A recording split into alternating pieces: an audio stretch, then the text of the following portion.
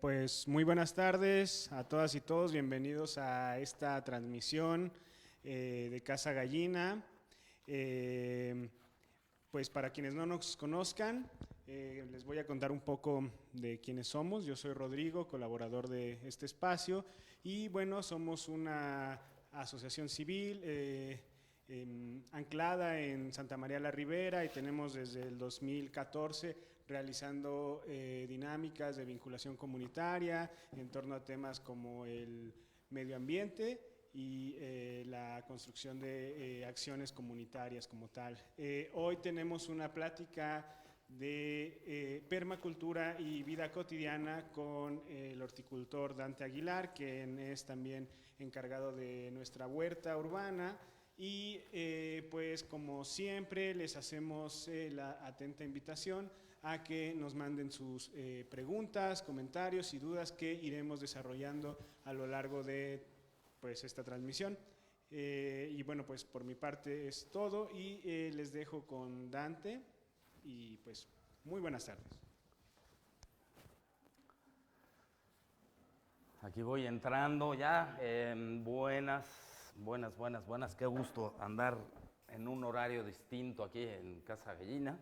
Normalmente siempre nos toca estar aquí los viernes de mañana con sol, chambeando en el huerto y pues tratando de transmitirles lo más que podamos acerca del mantenimiento del huerto y de todo lo que hay que hacer, de todas las tareas propias del huerto. Y pues nada, hoy vamos a hablar de la permacultura, que se ha vuelto famosa, sobre todo en estos últimos momentos de crisis, pues no va a ser del planeta, sino de la humanidad, aunque sí, también el planeta está tremendamente devastado y bueno. La permacultura se crea en los años 70 por un par de personajes interesantes. No quiero andar mucho en detalles, pero ya les compartiremos links a libros que han hecho ellos y otras personas acerca de esto, que tiene que ver básicamente con un concepto. Yo considero que la desvinculación que tenemos como raza respecto a todo lo demás que existe es muy profunda, es demasiado exagerada.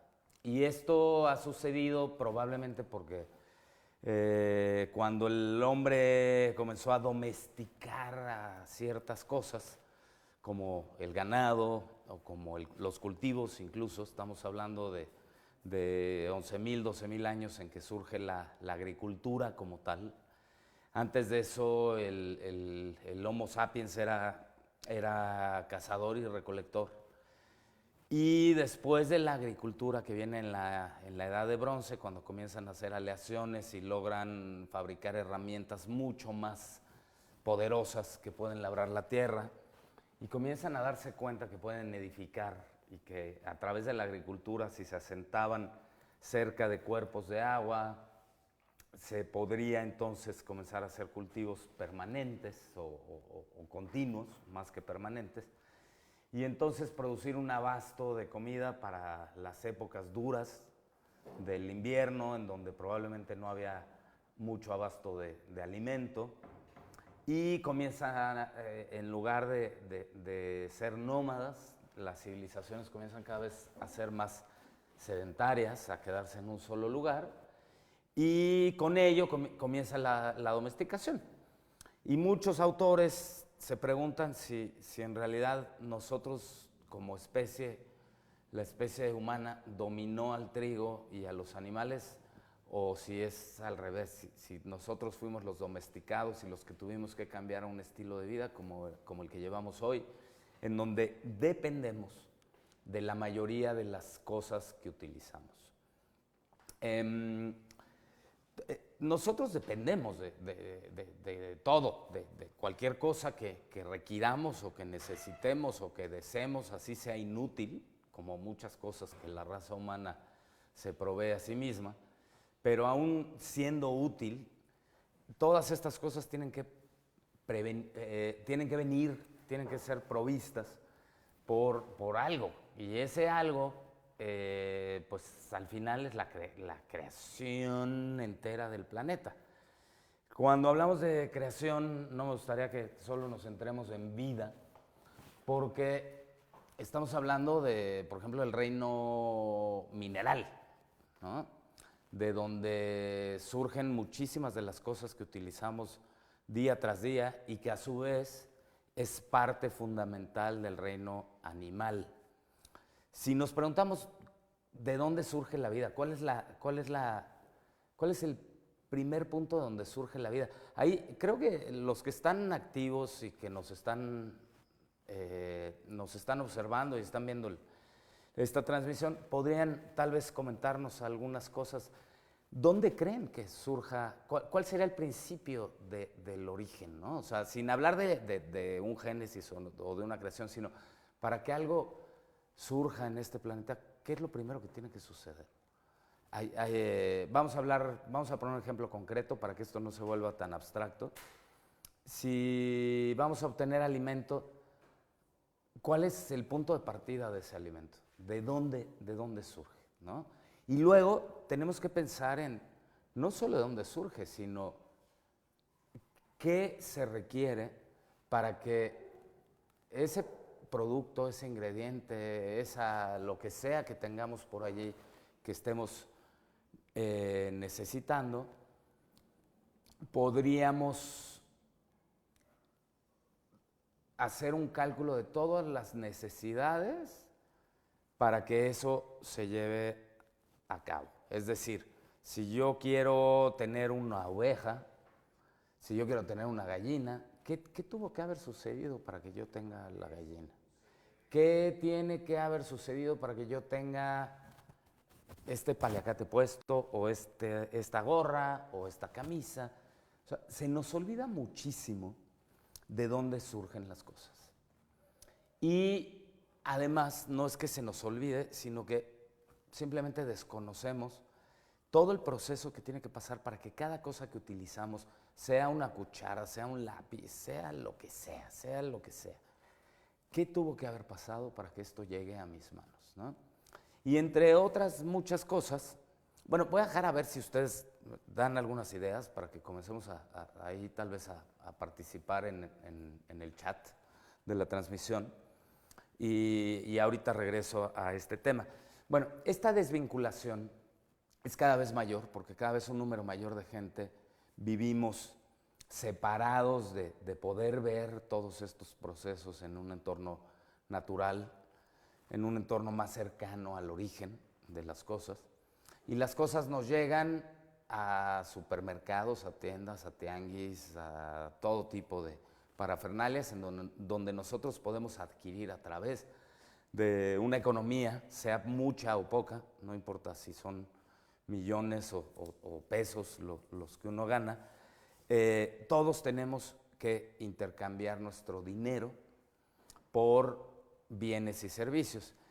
Y ese dinero lo obtenemos intercambiando nuestro tiempo, nuestro esfuerzo, nuestra vida. Es decir, conseguimos un trabajo para conseguir ese dinero, para luego intercambiarlo por aquello que podamos adquirir de acuerdo a nuestro ingreso. Pero eso hace que se borre todo esto que les contaba hace un momento. ¿De dónde viene? O sea, ¿cuál es el costo real? ¿Cuántos litros de agua se necesitaron para hacer este paliacate, para teñirlo, para crecer el algodón con el cual está hecho, luego para hacer los hilos? Seguramente se necesitó energía y máquinas para poder hacer los hilos y el telar o lo que sea, la máquina que fabrica este tipo de tela. Lo mismo con la camisa. Con la camisa ya hay botones, hay costuras, ¿no? Es blanca, seguramente tuvo que pasar por baños de cloro, a menos que haya sido un algodón virgen. En fin, hay miles de procesos que muchos de nosotros ni siquiera los pensamos, ¿no? Se habla mucho hoy día, por ejemplo, de la huella de carbono o la huella hídrica, que es el impacto ambiental que cada uno de nosotros dejamos con las cosas que utilizamos día tras día. Entonces, si suponemos que unos jeans, unos pantalones de mezclilla, utilizan 1000 litros en todo su proceso, desde crecer el algodón hasta teñirlo y todo el rollo que necesita para llegar a nuestras piernitas, comenzamos a sumar esos litros de agua que usamos todos los días, que están escondidos, que no es cuánto tiempo le abro la llave o durante cuánto tiempo me tomo una ducha, sino que tanto está en todo lo que utilizo, en el papel que utilizo día tras día. O sea, y papel, pues imagínense, o sea, podemos hablar de hojas de papel, libros, papel de baño, servilletas, servitoallas para la cocina, en fin, ¿no? Pañuelos desechables. Para fabricar un lápiz, casi para fabricar todo lo que utilizamos, se requiere agua. Nuestra huella hídrica en ese sentido es muy alta, es muy, muy alta. Todos los días en promedio utilizamos miles y miles de litros, no es el del tinaco de nuestra casa. Entonces, si nosotros de pronto comenzamos a darnos cuenta de todos estos procesos y a tratar de descubrir desde dónde viene todo lo que utilizamos y qué tantos recursos se utilizan, nos vamos a dar cuenta muy fácilmente de que la retribución que nosotros hacemos al planeta es nula. Es decir, no le regresamos nada al planeta, ¿no? Y en muchos casos ni siquiera a nuestro cuerpo. O sea, ya que consumimos, tomamos, comimos, nos vestimos, tuvimos celulares, todo lo que hayamos tenido, una camionetota, etcétera, nos damos cuenta que al final no regresamos absolutamente nada al planeta. Son pocas las personas que se dedican a regresarle un poco al planeta. Por ejemplo, personas que a lo mejor van repartiendo alpiste por todo el barrio, ¿no? Y dejándole ahí a las aves un poco de alimento.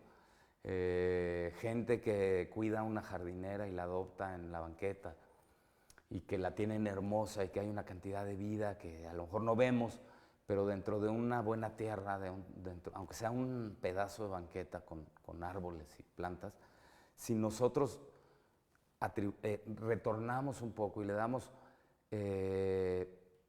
un retorno a ese espacio se va a volver un espacio contenedor de vida, se va a retener mayor agua ahí, la filtración de agua va a ser magnífica en esa jardinera. Seguramente han notado cómo la mayoría de las banquetas y jardineras de esta ciudad, lo único que sucede es que viene la cuadrilla de las alcaldías y con rastrillos, palas desbrozadoras y todo lo picos y lo que sea, llegan y que es que le dan una manita de gato al pedazo de tierra, cuando en realidad lo que están haciendo es volverla una tierra estéril, una tierra erosionada, una tierra impermeable, una tierra que básicamente no sirve más que de sostén ahí, y eso a veces para los árboles o plantas que están allí. Muchas veces plantas endémicas como el amaranto, la malva, ¿qué más? Bueno, árboles mismos que germinan de la caída, de la producción de semillas de todos los árboles que están allí. Es muy común ver cómo ellos llegan y los quitan. O sea, son parte nueva, nadie los compró, entonces nada más se siembran los que les da la delegación y que compraron en algún lugar. Y entonces esos son los que de pronto llegan a estar en los camellones. Luego vamos cambiando temporada tras temporada solo en ciertos puntos de la ciudad, de Navidad a de Noche Muertos a Navidad, de Navidad a Primavera, de Primavera a San Valentín, etcétera, en donde en los camellones vemos que hay cuadrillas que están quitando las plantas anteriores para volver a poblar con otras plantas. Vamos a hablar, por ejemplo, de la transición del Día de Muertos a la Navidad, en donde está el cempasúchil y todo está retacado de cempasúchil como en Paseo de la Reforma, y posteriormente llega Navidad y esos cempasúchiles se vuelven basura y los ves sacando todas esas plantas para ahora poner Nochebuenas porque es lo que toca. Y es un desperdicio de vida, de esfuerzo, de agua, de riego, de crecimiento. Ni siquiera se dejó madurar la planta de cempasúchil, en donde yo creo que la ecuación está de cabeza. Y la ecuación está de cabeza justo porque nadie retribuye nada, ¿no? La permacultura propuso eso en los 70s, pero antes de eso, mucho antes de eso, ha habido muchos personajes y muchas tribus, muchos clanes, muchas culturas que han implementado eso en su cosmovisión, ¿no? Los mayas, los otomíes, básicamente todas las culturas indígenas, que son las que la modernidad ahora llega y nos dice, no, pues es que son indígenas. Y ellos no tienen el conocimiento que nosotros tenemos. O sea, por favor, nosotros sí fuimos a la universidad. Y se nos olvidan los miles de años de tradición y de herencia de generación tras generación de un conocimiento verdadero, en donde al mirar las estrellas, tú sabías dónde estabas. Al mirar la luna sabías qué época del año era. Y si era pertinente podar o sembrar o recolectar o salir siquiera a cazar. En una luna oscura, pues no vas a salir a cazar probablemente el mismo animal que en una luna llena, ¿no? En unas necesitarás más visión, mayor luminosidad y en otras menor. Entonces, todo este conocimiento, ¿quién se fija en la luna? ¿A quién le importa si es llena, menguante gibosa, si está a 2 días de volverse en creciente? O sea, ¿a quién le importa? ¿No? Si es un solsticio, ¿cuántos días nos faltan para el otoño, ¿no? La gente que estamos vinculados con el huerto y con la siembra y con los procesos del año, seguramente sí sabemos todas esas cosas. ¿Por qué? Porque son importantes en nuestras tareas, en nuestro oficio, en nuestro conocimiento. Y nos va volviendo cada vez más hábiles y cada vez más certeros en nuestras acciones del huerto, ¿no? Faltan 56 días para que acabe el verano, creo. Comenzará el otoño. En otoño nos tenemos que preparar, o incluso un poco antes, yo lo hago unas 3, 4 semanas antes, o sea que ya me queda muy poco tiempo para comenzar a preparar todas las plantas que van a estar poblando en otoño los huertos que tengo por ahí regados.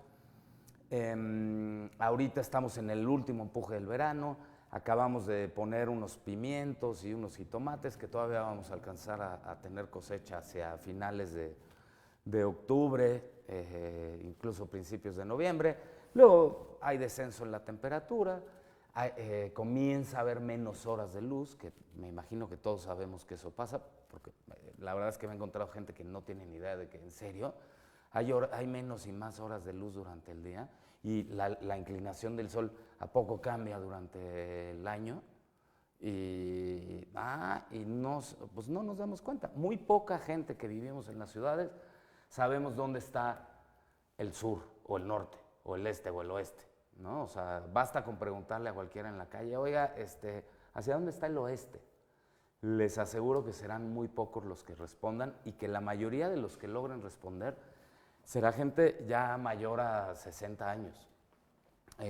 Los menores de eso ya somos generaciones clavadas en la ciudad. Alguien en algún momento dijo, vámonos a vivir a la ciudad, allá es la onda y allá hay trabajo. Estamos hablando de la revolución industrial, obvio, y nos vinimos todos creyendo que sí, que esta era la cosa, que se quedaran los campesinos que no tenían estudios y que no saben nada a sembrar la comida que nosotros nos comemos.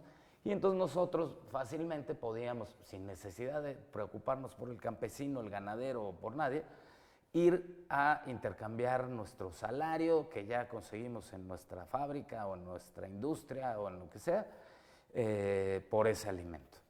Ahora, si tienen preguntas hasta el momento, por favor váyanlas haciendo y en un momento nos vamos a dar unos minutos para responderlas. Quisiera también compartirles que yo soy mucho de libros, ¿no?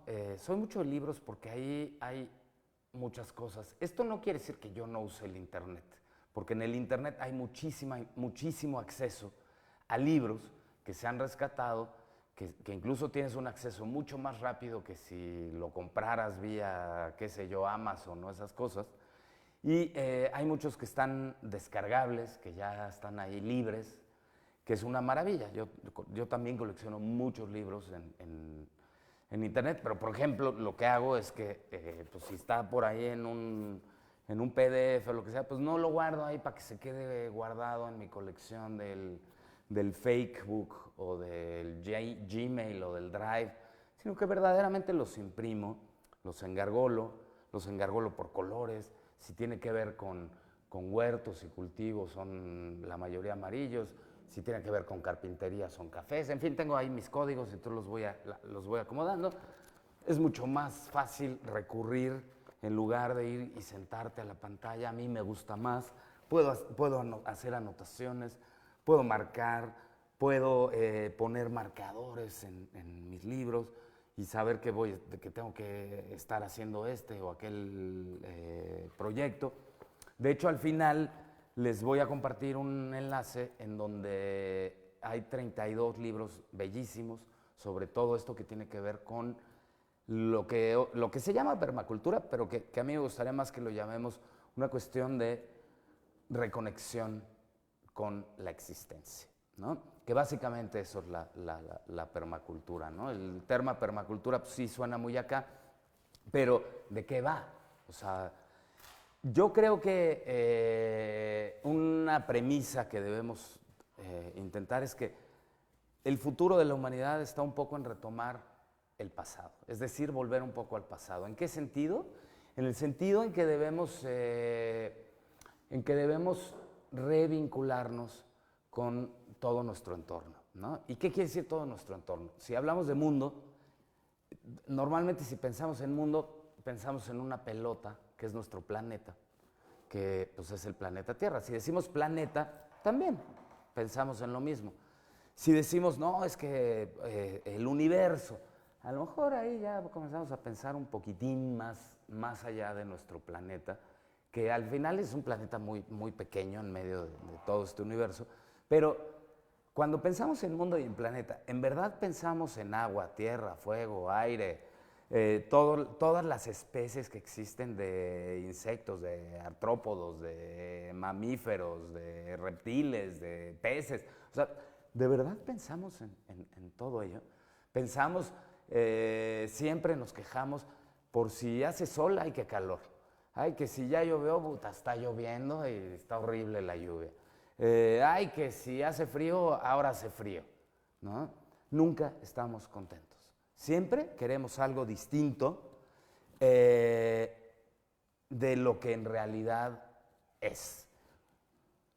Y lo que en realidad es, también nos cuesta trabajo verlo porque es muy difícil, de verdad, entender que lo que estamos haciendo es creer que el planeta es nuestro y que los recursos son inagotables y que entonces no pasa nada y que yo le abro la llave, yo uso plástico, yo me compro ropa que no necesito. Nos identificamos con aquello que podemos adquirir, no tanto con lo que hacemos, sino con aquellas cosas que podemos adquirir. Y mucha gente cree que es su camionetota, que es su casota, que es su cuentota en el banco. Y está bien, sí, es parte de ellos, está bien. Pero, ¿quién regresa algo a la tierra? O sea, ahí creo que también es una de las premisas. ¿Cómo podemos lograr regresarle algo a la tierra? O simplemente no utilizar demasiado de todo aquello que necesitamos. Utilizarlo lo necesario, ¿no? Por ejemplo, volviendo al huerto, porque mucha gente, cuando habla uno de permacultura, de inmediato lo ubican en temas de huerto o de agricultura, y no es así.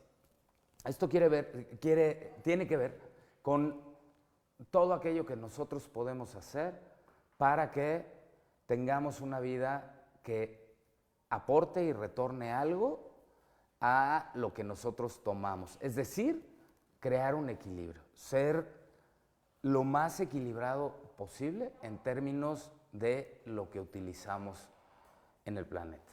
Esto de ninguna manera quiere decir restringirnos, esto de ninguna manera quiere decir tener precariedad, sino intentar hacer cosas por nosotros mismos, fabricar cosas. ¿Fabricar? ¿Cómo qué?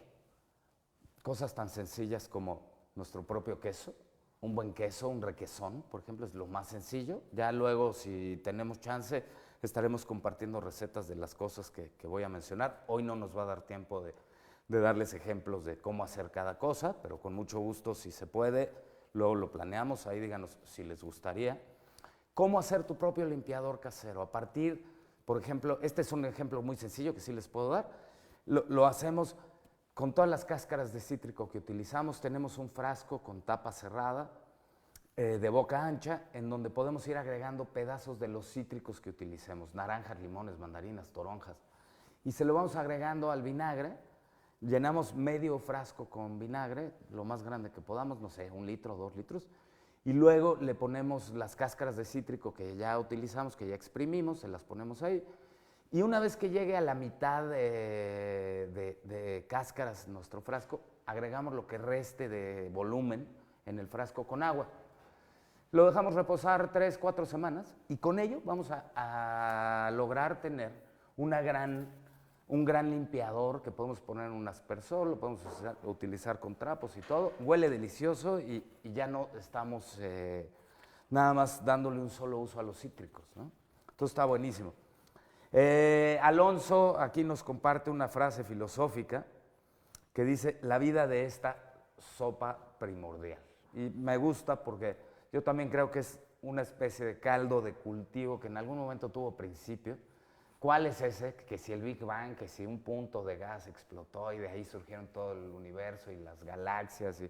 Suena padre, ¿eh? Pero a mí me gusta a veces pensar que justo es una sopa primordial que ya estaba hecha y que nunca tuvo principio ni fin y que entonces tenemos que respetar. Por acá pasa, nos dice Josefa, ¿qué pasa con todas esas plantas de los camellones? Bueno, con la mayoría de las plantas de los camellones me imagino que aquí nos referimos a todos esos cempasúchiles o nochebuenas o bugambilias o lo que sea que vayan poniendo temporada tras temporada. Normalmente las regresan a viveros, pero en pésimas condiciones, y la supervivencia es de un 10%. Es decir, hay un gran desperdicio y bueno, se usan combustible mucho para llevar los camiones, las plantas, miles de bolsas de plástico invernadero. Pues es algo que no es sostenible, ¿no? Yo creo que no necesitamos estar cambiando por temas de festividades los camellones con estas cosas. La permacultura, ¿qué es la permacultura? Creo que ya medio lo abordé un poco. Les vamos a enviar los enlaces típicos hay un libro que se llama, que de hecho lo compartieron por ahí en Casa Gallina, no sé si en todos los grupos, pero si no lo vamos a compartir. Está en el grupo de libros que voy a compartir. Es la introducción a la permacultura, pero básicamente las premisas son esas. O sea, vincular todo nuestro entorno para que el equilibrio sea mejor. No tiene que ver nada más con un cultivo permanente o una cultura permanente de la tierra o una cultura permanente de nosotros. Esto quiere decir que nosotros nos apropiamos de un conocimiento que nos va a permitir tener respeto hacia nuestro entorno. Básicamente esa sería mi definición de la permacultura, ¿no? Y hay muchos personajes que lo han llevado a cabo, como Fukuoka, un japonés. También en los libros viene una belleza del libro de Masanobu, que es un tipazo, es un viejito que todo lo entiende. Él es capaz de ver cómo en el uso de las cosas y en la reutilización de las cosas está contenido el secreto de esa permanencia, de esa permacultura, ¿no? Luego, Tere, ¿qué es para ti la permacultura y cómo lo podemos mejorar en la vida diaria? Bueno, ¿cómo lo podemos aplicar en la vida diaria? Justo vamos a ello, ya voy a entrar en este tema. Y porque tampoco es que tengamos rancho, ¿no? Y que, bueno, pues yo voy a ahora hacer todo mi círculo integral y voy a usar el estiércol para hacer mi composta y luego con esa composta siembro mi maíz y mi milpa y luego una vez que coseche el maíz se lo doy de comer a mis caballos, parte de ello, o a mis gallinas y luego todo el rastrojo. Y luego lo que sobre lo vuelvo otra vez composta, y luego, bueno, no estamos en ese caso. ¿Cómo le podemos hacer en términos de esta esquizofrenia chilanga? Bueno, no somos los únicos, en esta esquizofrenia citadina, urbana, ¿no? ¿Cuáles son los objetivos de la permacultura y cómo apoyarlos? Creo que ya lo mencioné desde mi perspectiva. Y bueno, por ejemplo, aquí les voy a dar unos ejemplos de algunos libros. Aquí, a ver si enfoca, creo que sí. Este es un libro bastante viejo, lo tengo ya desde hace años, es una joya. Dice Enciclopedia Agrícola, he intentado conseguir otros tomos de esta enciclopedia, es el único que he logrado conseguir. Es una editorial Salvate, el editor es S.A. en Barcelona, es una edición de 1928. Es un libro que además está escrito por una mujer, hacia las mujeres, porque pues ella vivía en el campo y todos los consejos que ella tenía de su madre y de su abuela y su bisabuela, los concentró en este libro para dárselo a demás, sobre todo mujeres, les habla a las mujeres, ¿no? Y por ejemplo habla aquí de curas, ¿no? La farmacia campesina ha de tener los objetos más necesarios para las curas.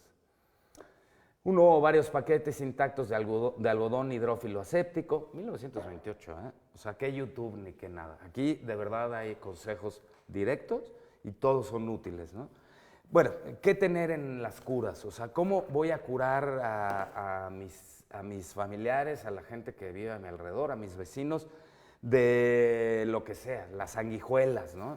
¿Cómo hacer un vendaje? Accidentes, una mordedura de serpiente, una mordedura de alacrán, cómo suturar, cómo vendar, cómo entablillar, cómo tratar de salvar a alguien de una asfixia, cómo desenvenenar a alguien, cuáles serían los mejores antídotos para las setas venenosas o para carnes o almejas o mariscos descompuestos, cómo cortar, cómo desollar y tasajear al ganado, cómo matarlos de una manera noble, cómo hacer quesos, cómo hacer licores y jarabes, cómo hacer cerveza casera, cómo hacer harinas, bebidas económicas, ensaladas con pocos recursos y con poca área para cultivo. En fin, es una joya, es una joya. Este no lo he encontrado en PDF, pero a ver si luego, a ver cómo le hacemos, a ver si lo escaneamos.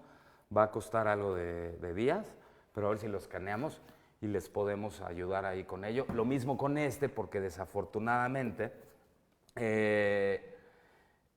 ya no se consigue, por ahí lo publiqué en el Instagram de Cultivo de Autor. Esto, para los que no hablan inglés, quiere decir el nuevo libro de bolsillo de los tiempos difíciles. Y luego me encanta que aquí en la parte de adelante, en la portada, nos dice, a ver, consejos para el mantenimiento de la casa de bajo costo. Todos lo necesitamos en este momento. Sobreviviendo sin trabajo. Entonces díganme cuántos no tienen trabajo, les redujeron sus salarios o se quedaron sin chamba momentánea, temporal, durante toda esta crisis. Viviendo barato en la ciudad, otro gran tema, ¿no? Y preparándonos para las emergencias. Creo que esto también resume mucho qué es la permacultura. O sea, lo mismo, trae cómo hacer cultivos en casa, cómo hacer composta en casa, cómo reutilizar cualquier tipo de tela, calcetines, hasta periódico que ya no nos sirva para tejer cestos, cómo hacer una calefacción barata en casa, cómo calentar agua de una manera eficiente, cómo reparar llaves y los empaques, carpintería básica, lo mismo iluminación, manteniéndose caliente, en fin, conservas, cómo guardar semillas, en fin, es otra gran herramienta que tampoco está disponible. La editorial es Penguin, que son ingleses, tienen un pingüinito siempre ahí en la portada. Y el libro, bueno, ya ahí está el título. Los autores son Keith and Irene Smith. Les vamos a mandar la lista de todos estos, ¿no? Tengo más libros, pero también tenemos preguntas y tengo un par de videos que les quiero mostrar. Antes de entrar a los videos, les quiero les quiero contar que, bueno, yo lo que trato de hacer en mi vida es, bueno, por ejemplo, usar bicicleta lo más posible. No siempre la puedo usar, pero sí, todo el tiempo que la puedo usar la uso. Hacer mis propios insumos como mi propio desodorante, mi propia pasta dental. Y no crean que son chafas, ¿eh? O sea, no es así de que es el tipo haciendo sus cosas en su casa y que entonces le quedan su pastita dental que no le gusta ni a sus hijas ni a nadie. No, a mis hijas les encanta, tienen 9 años, ellas lo hacen conmigo. Hacemos nuestro propio chocolate, compramos cacao, lo molemos, hacemos nuestro propio jabón, sobre todo para lavar la ropa, aunque también el de baño, que luego es más complicado y lleva otros ingredientes que luego no me da tiempo de hacer, que es otra cosa, tampoco todos tenemos tiempo. Hago mi catsup, hago mi mayonesa, sí, hago mi requesón, hago mi yogurt, hago mi kombucha, hago mi tepache. O sea, hay muchas maneras que la verdad es que lleva un esfuerzo relativamente pequeño, porque luego las cosas suceden solas. O sea, por ejemplo, todo esto de las fermentaciones, como el tepache, la kombucha, el chucrut, que a lo mejor son cosas que no suenan muy familiares, pero son bebidas fermentadas o alimentos fermentados que son sencillos de hacer, nos toman unos minutos y que además aportan mucha salud. Una cosa que se llaman probióticos ahí, que nos ayudan a estar bien, ¿no? A estar sanos.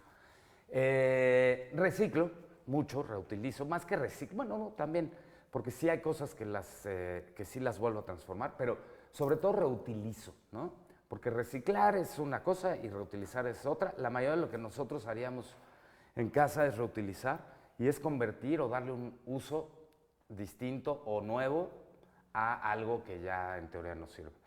¿Y qué más hago? Coso, me gusta coser, tengo mi máquina de coser, me gusta estampar, casi toda la ropa que tengo la estampo yo, me gusta bordar, ¿no?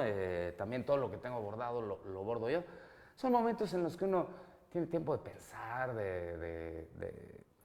de reconectar con esas habilidades que uno pues, a lo mejor ni piensa que las puede hacer, ¿no? O que, pues, ¿para qué, no? ¿Para qué bordo? Pues a mí me gusta decorar mis cosas, que tengan algo que pueda yo imprimirles, ¿no? Y además, mientras hago eso, aprendo. Hago composta en casa, tengo lombricomposta y composta en casa. Sí, el agua la optimizo lo más posible. Ahora estoy haciendo algo que es un proyecto que inicié hace 12 años ya y que dejé abandonado, no sé por qué, no me pregunten por qué, ya me lo pregunté, llevo un mes preguntándome por qué o más, que es la cocina solar. Y llevo 2 semanas y media sin prender la estufa más que para el café en la mañana. Así literalmente. Y lo único que uso es el sol, ¿no? Entonces, sí hay muchas maneras en que podemos implementarlo. Tengo algunos videos ahí que la verdad no le puse nombre a algunos. Entonces, vamos a ver si es el bueno. Si no, yo voy a decir, ay, ese no todavía, y nos pasamos al otro. Pero miren, por ejemplo, ahorita les vamos a pasar a ver si hay uno aquí. Me voy a hacer a un lado para ver el video o la imagen previa y que yo les pueda decir cuál es el bueno. Me gustaría iniciar con ese mero. Ese. Ok, ese es un horno solar que justo es el horno que construí hace 12 años. Me fui de esa casa, se quedó allí. Volví hace, ¿qué les gusta? Hace como 1 mes y medio y lo recuperé. Ya estaba totalmente destruido, estaba totalmente cuarteado, ya le faltaban piezas, el vidrio estaba roto. Y entonces, bueno, lo renové, me di a la tarea de renovarlo y comencé a utilizarlo. Con ese horno he logrado hacer pan. Es un horno que puede alcanzar hasta 180 grados en condiciones óptimas y digamos que en un grado medio puede alcanzar hasta 80 grados. Así. Entonces uno además puede decidir qué quiere cocinar y cómo, porque las texturas a distintas temperaturas van cambiando. Ahí les va. Creo que tiene audio. Si no tiene audio, yo me meto ahí a contarles.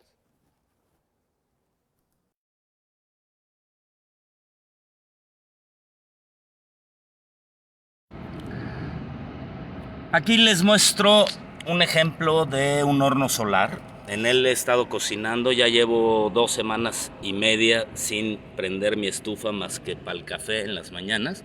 Es un horno construido de madera con también un colector que es ese reflejante, que es un embudo que concentra mucho más la luz. Dentro de la caja hay frascos, está pintada de negro. Es un cajón de madera que está aislado por dentro con cartón, y luego utilicé corcholatas de refresco y de cerveza para ponerlas dentro del horno. Ahí se alcanzan a ver. Entonces toda la pared está forrada con corcholatas pintadas igual de negro para levantar más la temperatura, y tiene 2 vidrios. El primero es este, está hirviendo, y el segundo está en el marco de madera. Entonces, bueno, eso hace que la temperatura sea muy elevada, alcanza alrededor de los 120 grados, y todavía si mejoro el colector puedo lograr hasta 150 grados. Entonces, bueno, cocinamos gratis con esto y sin ninguna utilización de combustible fósil.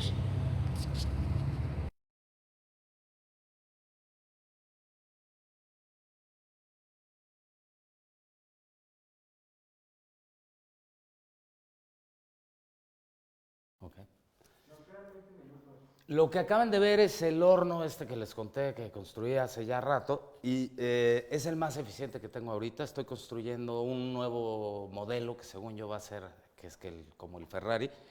Ya luego se los muestro, no está listo aún, pero estoy haciendo uno que creo que va a ser mucho más eficiente que los 2 modelos que tengo ahorita. Este que vieron es un modelo bastante eficiente, muy eficiente, y lo único que debo hacer ahora es mandarle a hacer los colectores que vieron que eran de cartón con papel aluminio. Los tengo que mandar a hacer de algo como acero inoxidable ultra pulido para que el reflejo sea bueno. Y eso que vieron todo arrugado del papel de aluminio, pues ya lleva 2 semanas y media. Lo he dejado a la intemperie, en la lluvia. Me voy de donde lo tengo y se queda ahí cocinando.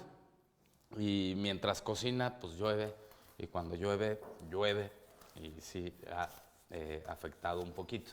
Ahorita vamos a ver el siguiente, que es un modelo súper sencillo. Este modelo prácticamente lo pueden hacer, pues, si no gratis, casi gratis.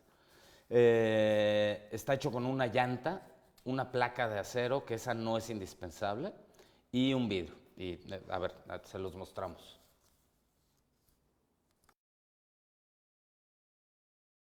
Este es otro ejemplo de horno que es muy sencillo. Tengo una placa de acero aquí debajo. Es una placa de 3 milímetros de acero. Luego una llanta, y la llanta está cubierta por un vidrio reciclado que por ahí andaba. Y dentro están los frascos que también se están cocinando. Este es más fácil de abrir y no me quemo si lo abro. Tengo un maíz cocinando en un frasco, tampoco hay necesidad de utilizar agua. Una mezcla de pimientos, jitomates, unas zanahorias blancas y amarillas y moradas y de todas. Ahí sí está caliente. Y por acá tengo unos betabeles que también están hirviendo. Ahí están, son unos betabeles tiernos que también se están cocinando al sol. En fin, podemos cocinar prácticamente lo que queramos en este tipo de hornos, y lo único que necesitamos es sol.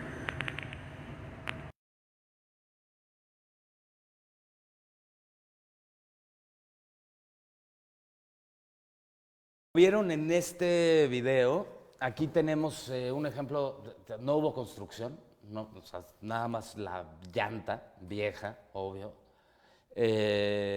sobre la placa, que la placa de acero ayuda a retener el calor, se calienta muchísimo, y luego frascos sellados. En ambos casos son frascos bien sellados, o sea, la tapa bien enroscada. Nada más no hay que llenarlos demasiado, siempre hay que dejar 2 o 3 centímetros de aire. Se pueden llenar menos, eso tampoco afecta. No se usa agua en la mayoría de las cosas, Por ejemplo, cualquier vegetal no requiere agua. O sea, los betabeles los pones así, tal cual, los lavas, los pones, les cierras y se cocinan en su jugo. Lo mismo las zanahorias, lo mismo la cebolla, lo mismo las papas. O sea, todo se cocina así en su jugo. Unos pimientos o unos jitomates se vuelve muchísimo caldo, un caldo concentrado, porque no hay evaporación. O sea, no solo no estamos utilizando combustibles fósiles, sino tampoco requerimos de agua. Entonces, ojalá quieran aventarse a armar un horno los que puedan, obvio, no es que todo el mundo pueda. Yo, de hecho, en mi casa no tengo dónde poner un horno solar. Lo estoy haciendo en uno de los lugares donde colaboro, pero es una verdadera joya. Por aquí preguntaban también si hay alguna diferencia entre la permacultura y la cultura regenerativa o la perspectiva de culturas regenerativas. Pues yo creo que no hay ninguna. O sea, todo esto viene justo a que todos intentemos ser conscientes de nuestra existencia y de lo que nuestra existencia implica para toda la otra existencia, que no seamos nada más estos egoístas de nomás yo y ya está. O sea, ¿qué aporto? ¿Qué le aporto yo al planeta que me da tanto? Lo que sea, lo que sea. ¿Hago algo? Cultura, arte, buena vibra, soy generoso, soy bondadoso. Bueno, aquí ya entramos en términos que creo que me estoy saliendo, pero creo que se trata un poco de eso, de volver a encontrarnos con un equilibrio, ese que claramente está roto. Por acá vamos a ver otro video, que es un video acerca de una mariposa que me encontré el viernes pasado aquí en el huerto, y que es una manera de también respetar a la naturaleza. Y respetarla a lo mejor también quiere decir darse cuenta de qué está pasando, ¿no? O sea, esta mariposa es una mariposa, lo explico en el video, pero es una mariposa que todas las mariposas tienen una planta hospedera. Y esta planta hospedera es en la que las mariposas depositan sus huevos, desovan, y sus orugas se van a alimentar de esa hoja o de esa planta en específico. No podrían alimentarse de ninguna otra planta. Las mariposas lo saben. O sea, ahí hay un ejemplo claro de permacultura, ¿no? Sin tener que estudiar, ni leer libros, ni ver charlas por internet. O sea, ellas lo saben, su instinto lo tiene claro. El tema es que nosotros hemos perdido nuestro instinto, y el único instinto que de pronto tenemos es el del miedo y el temor a la muerte. En cambio, aquí vamos a ver un ejemplo de amor a la vida, y ahí les va.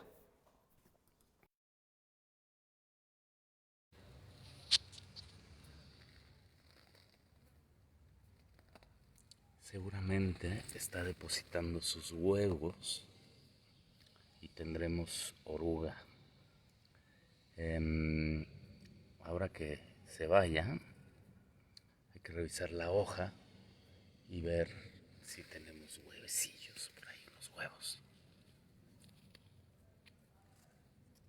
Sí, aquí están.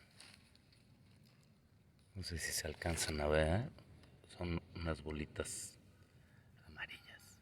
Y ahí va de nuevo.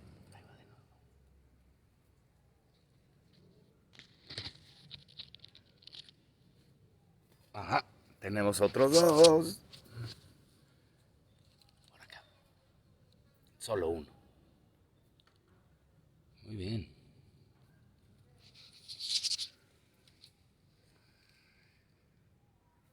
Está súper interesante, los reparte por toda la hoja. Esa es una chiribia, es una umbelífera, y este tipo de mariposa pone sus huevos en umbelíferas, apios, zanahorias, hinojos. ¡Wow! ¡Qué suerte!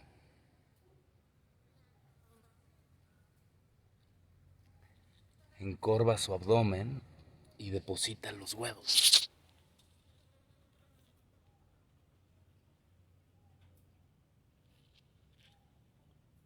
Ojalá se vean.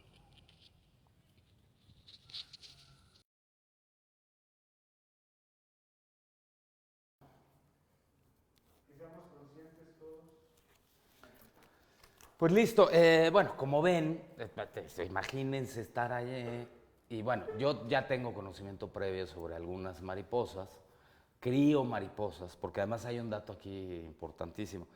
De cada 100 huevos que deposita una mariposa en una planta, o en varias, porque no necesariamente es en una sola, el porcentaje de sobrevivencia de orugas, o sea, las que terminan en esta culminación metamórfica de volverse de un cuerpo pesado y sin alas a una belleza que puede flotar y aletear por los cielos, son solamente entre 3 y un 10%, ¿no?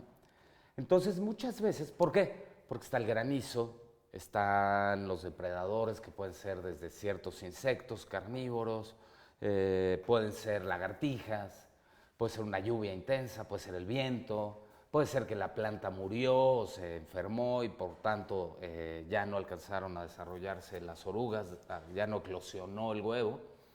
Entonces, muchas veces lo que yo hago es que cuando encuentro orugas, con los huevos no lo hago porque mantener una hoja viva, arrancarla y mantenerla viva no es posible. Entonces nos tenemos que esperar a que haya un avistamiento ya de orugas.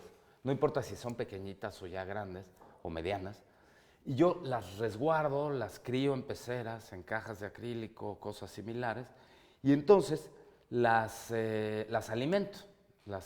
Antes de hacer eso, tengo que asegurarme que yo tengo el abasto de alimento que va a requerir mi oruga, es decir, las hojas que ella come, y conocer qué tipo de oruga es. No puedo agarrar una oruga nomás porque me la encontré en la pared o en la calle, sin conocer el tipo de oruga e intentarla crecer. Bueno, si la sé, si la conozco, entonces yo la alimento y ella va a crecer, va a engordar, va a entrar en su etapa de crisálida y finalmente va a salir convertida en mariposa, que además liberarlas es de las cosas más emocionantes que le pueden a uno pasar en la vida. Ojalá un día les toque verlo, porque yo creo que yo nunca me he subido a un globo aerostático, pero yo creo que no le pide nada liberar una mariposa a treparse a una cosa de esas, ¿no? O sea, bueno, ya me estoy clavando aquí en el vuelo de la mariposa. Bueno, luego, nos preguntan por ahí riesgo, y nada más para concluir la mariposa y la metáfora de la mariposa. Ella no necesitó ir a la escuela, ni leer libros, ni cruzar una pandemia para continuar con su vida y seguir generando vida, ¿no? Y eso es evidente y está increíble. Y bueno, y ya luego, cuando haya orugas, se las mostraremos. Voy a regresar un poco aquí al horno solar. Tenemos dos preguntas. Una es si en lugar de vidrio podemos usar acrílico. El calor va a depender del calor que alcance tu horno. Y eso va a depender de la masa térmica que le pongas dentro y de masa térmica me refiero a todo aquello que pueda guardar el calor, y esto incluye los frascos. Por ejemplo, la llanta que vieron en el horno que yo tengo ahí, todo el interior, vamos a decir el anillo interior de lo que era la llanta, está rellenado con pedacería de chatarra, de metales gruesos, tubos y láminas, ángulos, pedacitos de placas de acero, y está rellenado con ello para que haya una mayor concentración de calor y por lo tanto también una retención de calor una vez que hay una nube o que ya se metió el sol, ¿no? Entonces va a depender mucho de eso. Hay que hacer mediciones. Yo uso termómetro de horno para llevar un registro, ya más o menos va uno ahí, día soleado, 12 el día, alcanzo tanto, día entre nuboso y soleado, y pues vas bien. Y preguntan también si hay un riesgo del uso del horno solar. Por ejemplo, ¿qué podría pasar? ¿Reventarse los frascos? Podría llegar a ser, a mí nunca me ha pasado. Al principio leí por ahí hace 12 años que había que hacerle un hoyito a la tapa y luego ponerle una cinta de aislar, y eso funcionaba como una válvula de seguridad. Yo ya no lo hago desde hace tiempo, no lo he vuelto a hacer, ¿no? El primer frasco que metí en esta última temporada de cocción solar, sí lo hice, pero luego se me empezó a salir todo ahí el caldito, que era lo que yo más buscaba, Y dije, no, a ver qué. Y pues ya los dejé todos cerrados. Y la única regla que sigo son 3 centímetros sin llenar, o sea, que haya aire ahí dentro, ¿no? Si hacen un Ferrari, como el próximo que el que estoy intentando hacer, si hacen un horno muy eficiente, yo creo que ahí sí vamos a necesitar la válvula. Pero bueno, cualquier duda ahí me pueden ir diciendo. Si hacen uno y se arman un horno, mándenos una foto, yo la voy a ver y entonces ya les puedo decir un poco qué creo que es lo que va a pasar.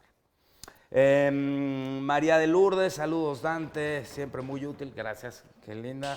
María, es muy rico el tepache, es delicioso el tepache y muy bueno para el cuerpo. Y Adriana nos dice que va a preparar su propio limpiador. Y Tere nos pregunta si se tiene que poner todo en frascos. No, Tere, no necesariamente, pero es lo más eficiente. Cuando usamos frascos, no hay pérdida en absoluto de agua, ni de calor, por tanto tampoco de calor, ¿no? El calor es constante. Por ejemplo, yo he hecho una cosa que se llama solomillo o también el aguayón, que es una carne, y que queda en unas 2 horas y media, 3 horas, con muy buen sol, vamos a decir de 10 a 1 de la tarde, u 11 a 2, y queda con una textura brutal, que no es necesario usar cuchillo, puedes usar la cuchara y casi usarlo como paté, literalmente, que es deliciosa. He hecho mango en conserva, jitomates en conserva, salsas para pasta, para pizza, catsup. He hecho muchas cosas, pescados, vegetales, hasta frijoles ya logré hacer, aunque ahí sí, debo confesar que fueron días nublados y que me tardé 3 días en hacer mis frijoles, pero bueno, sí los logré y me imagino que ahora con la eficiencia aumentada, pues va a ser mucho mejor. En términos, tengo más libros aquí, pero ya no se los voy a enseñar porque ya nos vamos, ya se nos va a acabar el tiempo, tenemos 2 minutitos. Y lo que vamos a hacer ahora es simplemente, los quiero invitar a reflexionar. ¿Es en verdad esto una exageración? O sea, ¿podemos reducir un poco nuestro impacto en el planeta? ¿Estamos viviendo una crisis? ¿No importa esta crisis? ¿Podemos seguir como éramos antes? O sea, esta ola de plástico y de envoltorios de plástico en todas las tiendas, que todo el mundo ya tiene sus acrílicos y su emplayado enfrente de ellos, y todos los cubrebocas que estamos usando, y todo el gel, y toda esta avalancha, ¿no va a ser también una pandemia para el planeta? ¿No le vamos a aventar un virus que va a ser terrible? No digo que no lo usemos, obvio. A lo que quiero llegar es, tenemos que llegar a usar todas estas cosas que van a desencadenar, a originar probablemente más daño. Y, por ejemplo, los únicos que nos sentimos afectados ahorita somos nosotros. Y somos ciegos de todo este volumen de plástico que estamos generando por protegernos a nosotros, nada más la raza humana, ¿no? Entonces, ¿de qué manera logramos no hacer esto? Usemos cubrebocas, seamos disciplinados, mantengamos nuestra distancia, cuidémonos. Al primer síntoma avisémosle a la gente con la que hemos estado en contacto. En fin, hay muchas maneras de hacerlo, pero sobre todo, volver al gozo en la vida, ¿no? A dedicarnos a aquello que nos haga sentirnos apasionados, a sentir que debemos disfrutar y a compartir nuestro conocimiento. Nuestro conocimiento no necesariamente tiene que tener un valor económico. Nuestro conocimiento trasciende la economía, trasciende todo lo que podamos tener y, por tanto, todo lo que podamos brindar. Gracias por estar por aquí. Nos quedan muy poco tiempo, así que aprovecho para despedirme y nos vemos por aquí.